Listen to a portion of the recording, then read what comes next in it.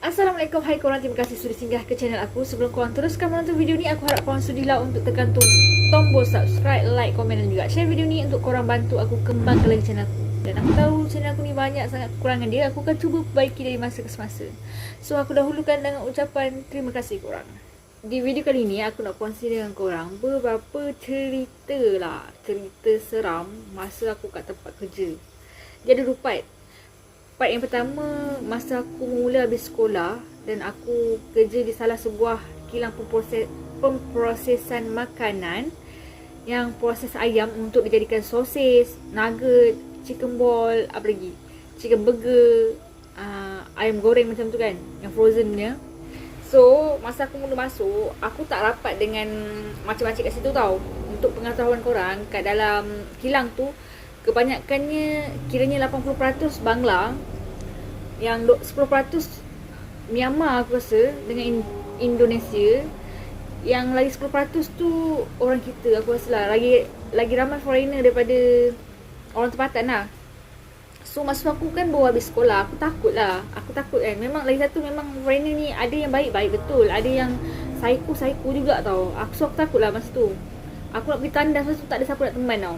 Lepas tu department aku ni pula hujung paling depan. So dia macam ada partition kan. Aku bahagian sosis. So sosis tu bahagian depan.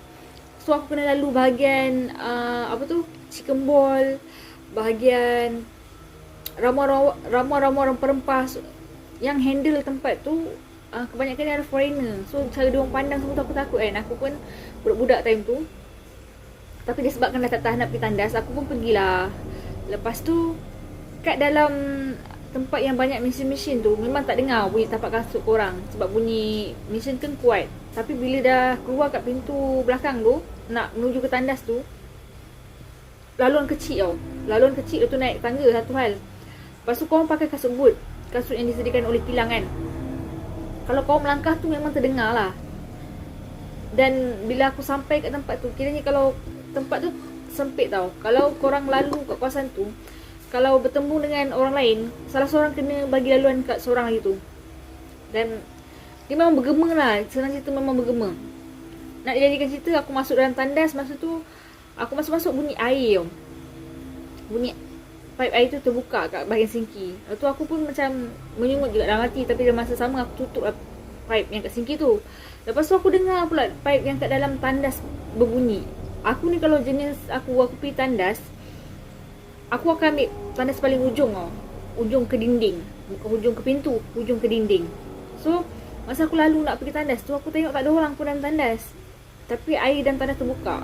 Tapi masa tu aku fikir lah, kenapa lah diorang perangai macam ni kan. Macam walaupun ni bukan rumah kau, tapi macam bazir kan, air tu dibiarkan terbuka. So aku pun dengan baik hati pun tutup lah. Masa aku kat dalam tandas tu, tiba-tiba aku dengar air terbuka balik tau. Air terbuka balik kat bahagian sinki tu. So aku fikirlah, apa salah aku tak dengar bunyi tapak kaki pun. Sebab macam aku cakap tadi tu, laluan nak ke tandas tu sempit. Lepas tu mesti terdengar bunyi kasut boot tu punya. Sebab kasut boot memang kalau kau berjalan bunyi kuat, dan dia akan bergema tau sampai ke dalam tandas tu. Tapi yang peliknya aku tak dengar. Tapi masa tu aku husnuzon lah katakan. Aku pun fikir mungkin masa tu aku tengah khusyuk sangat dalam tandas sampai aku tak dengar bunyi orang menapak, kiranya orang melangkah masuk ke bilik air tu. Lepas aku settle semua bagai, aku pun keluar betul. Pipe kat sinki tu terbuka. Lepas tu asal aku tak makan tak kerti aku cerita sambil makan ni. Lepas tu aku dah tutup yang pipe yang kat sinki tu. Aku pun baliklah kat department aku buat kerja macam biasa. Selepas beberapa lama tu, aku dah start rapat dengan makcik-makcik kat situ tau. Makcik-makcik tu start dah buka cerita dia. Dari cerita-cerita yang panas-panas sampailah cerita tiba-tiba dia cakap aku macam ni. Umi, kau tahu tak, kat kilang ni kan, nampak je macam ni tau, tapi banyak tau cerita-cerita seram dia, keras dia kata gitu tau. Seram macam mana makcik? Lepas tu makcik cakap lah, kat kilang ni, ini ada yang buat kerja shift malam tau. Sebab kita orang kan proses makanan, mesin kan selalu berjalan. So untuk buat overall cleaning tu dibuat waktu malam tau. Dia orang macam bagi 4 orang lah, kira macam 4 orang untuk bersihkan semua tempat kan. Yang buat tu foreigner. Apa tu nak jadikan cerita, masa tu dia orang tengah buat kerja, si ABD, aku buatlah nama dia ABCD kan. ABCD, ABCD. Dia orang tengah buat kerja tu, sekali A dengan B satu group, yang C dengan D ni satu group. So dia orang bagi-bagi bahagian lah. Sekali yang masa si A dengan B ni buat kerja, si B ni dah jauh. Sekali yang si A ni dengar orang berlari tau. Orang berlari. So dia pun carilah bunyi orang berlari tu. Dia ingatkan kawan-kawan dia bergurau. Lepas tu dia cari-cari tak jumpa. Lepas tu dia teruskan kerja dia lagi. Lepas dia teruskan kerja tu, dia dengar lagi orang bunyi orang berlari kan. So dia pun cari asal bunyi tu. Lepas tu masa dia cari-cari tu, sekali dia ternampak kelibat benda lari depan dia. Kecil je, 2 orang. Lepas tu bunyi budak tu ketawa. Keadaan time tu, yang cleaner tu tak boleh, macam otak dia masih lagi terkejut apa yang dia nampak kat depan mata dia. Sebab budak-budak dalam kilang waktu malam, logik ke? Lepas tu dia tapi dia masa yang sama dia terkejut, dia terpegun lah. Dia duduk je kat situ, pandangkan kelibat tu tercari-cari. Sebab masa tu kelibat tu dah tak ada. Lepas tu tiba-tiba benda tu macam dia berlari. Lepas tu dia mengundur berhadapan dengan cleaner ni. Dia tak lari, dia mengundur berhadapan dengan cleaner ni. Lepas tu lepas dia menghadap si cleaner ni, korang tahu apa dia buat? Dia lari menuju ke arah cleaner tu. Run.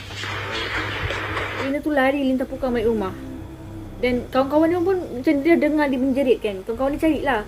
Rupanya dia ceritalah apa yang dia nampak semua. Esok tu dia MC beberapa hari lah.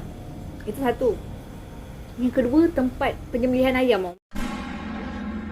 Macam aku cakap tadi, tempat aku ni dia buat untuk proses ayam. Ayam mentah, ayam segar pun ada lah dia buat. Yang macam aku ni, proses untuk makanan-makanan segera. Apa dia katakan segera kan. Yang bahagian depan tu untuk ayam segar. So, dia ada bilik khas untuk penyembelihan. Aku dah lupa sebenarnya macam mana makcik tu cerita, macam berapa orang susunan mesin tu macam mana, aku lupa. Tapi yang aku ingat makcik tu kata kat bilik penyembelihan tu dia ada berapa orang je tau. Contohlah dalam bilik tu sepatutnya ada 12 orang je yang tukang sembelih ayam Ayam tu kan digantung kan. Digantung satu. Lepas tu dia macam bentuk U tau. Lepas tu kat bawah ni macam ada longkang tempat salur. Alhamdulillah, bila diorang sembelih ayam tu kan darah menitis kan. Darah tu menitis, so jatuh kat tempat yang saliran tadi tu, menuju ke satu macam longkang ke apa, aku tak pasti. Diorang buang lah darah tu. Lepas tu masa diorang tengah buat kerja tu, sepatutnya ada 12 orang lah kononnya kan. Tiba-tiba diorang perasan ada orang yang ke-13.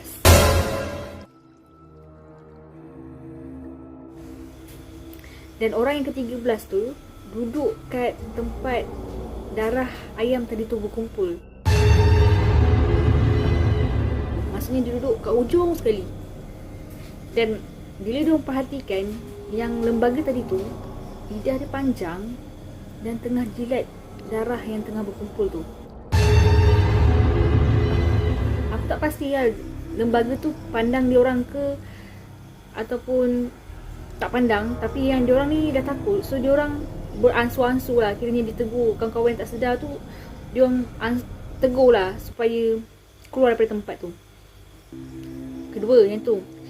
Yang ketiga, makcik tu cerita mesin yang kita orang handle tu kadang-kadang berjalan sendiri tau. Mesin packaging tu. Dan pernah juga technician, dia orang buat, orang panggil apa, dia nak check lah mesin tu okey ke tak, troubleshoot aku rasa. Tapi tiba-tiba mesin tu berjalan sendiri tau. Dan ada sekali makcik tu cerita dengan aku lah, kalau dia tipu, aku pun tipu lah. Dia kata technician tu terpotong bahagian jari dia ni, ibu jari dia ni ke tangan dia pun aku tak ingat lah. Ganas ni benda yang ada kat situ. Lepas tu makcik tu cerita dengan aku. Yang last tu yang aku tak tahan tu, last tu makcik tu cerita macam ni. Kau tahu Mi, kadang-kadang kita ada kerja shift malam tau, sebab nak kerja order daripada customer kat kilang kan. So kita kena nak penuhkan order tu. Kadang-kadang kalau tak cukup, kita yang operator ni kenalah kerja kan. So dia buat shift malam. Masa buat shift malam, kalau salah seorang yang buat mesin packaging tu, dia mesin packaging tu kau ambil berapa apa panggil batang sosis tu, kau kau ambil kan, nanti kan ngam dalam tangan kau ni, sini ada 6, ni ada 6 tau. So kau packing ya. Kiranya ada 6 orang yang handle mesin tu, kiranya 3 kat sini, 3 kat depan.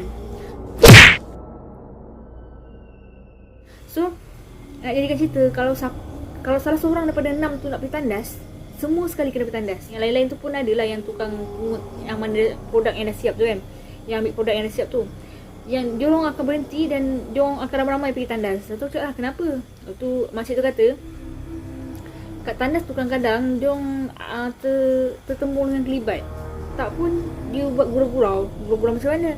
Dia lah main pipe air, tiba-tiba terbuka. Dia kata macam tu tau. Lepas tu aku macam, lepas tu aku ya Allah, oh no, aku baru teringat yang aku kena masa memula aku masuk kerja tau. Nasib baik masa tu aku husnuzon, aku fikir aku positif je. Tapi bila fikir balik kan, memang tak tahulah, mungkin masa tu Allah nak gerakkan hati aku, tutupkan hati aku supaya aku tak takut time tu tau. Aku memang tak terfikir langsung pasal benda seseram ni, sebab aku lagi takut dengan foreigner time tu. Sebab dia ni ada yang psycho juga kan. So aku takut time tu. Nasib baik masa tu aku tak terfikir.